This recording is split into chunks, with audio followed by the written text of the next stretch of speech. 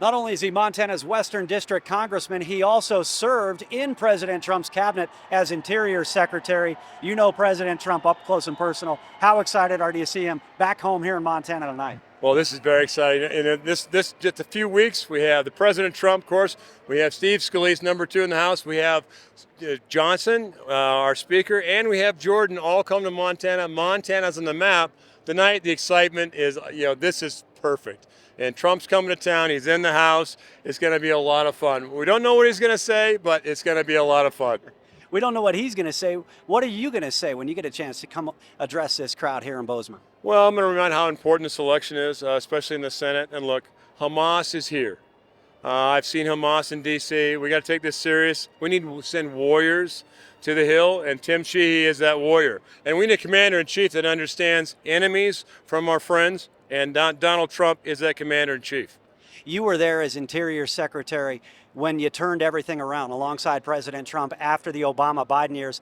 We got a bigger task ahead of us after the Biden-Harris years.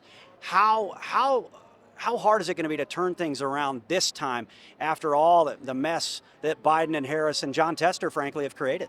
Well, look, things can happen with great leadership. I'll give you two really quick examples. Energy independence. When we walked in, we were 8.3 million barrels a day and declining. 2 short years, we were number one on the block on energy. We lowered emissions, and gas is about $2 a gallon, right? And in Montana, outdoors matters, right? The Great American Outdoors Act, the largest investment ever to fix our parks, fix our forests, on infrastructure, that was Donald J. Trump. And look, things can happen with the right leadership, and Donald J. Trump is that leadership. You were in Fallujah. I was just down the street in Ramadi, Iraq in the early mid-2000s. What about Kamala Harris's vice presidential pick? Multiple instances now of stolen valor. What is he thinking? What was he thinking? Well, if you're on the Republican side, you applaud the decision to pick one of the most underwhelming individuals. You got to find a person that probably polls less than Harris, and that would be Waltz.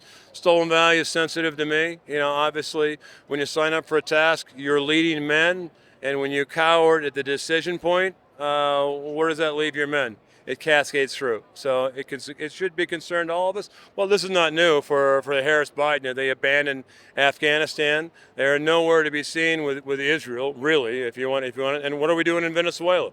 So at the end of the day, the Biden-Harris waltz is a formula for appeasement and cowardly actions. Absolute train wreck all around. Well, Mr. Secretary, Commander, Congressman, good to see you. We look forward to hearing your remarks in a little bit. This is going to be a lot of fun, guys.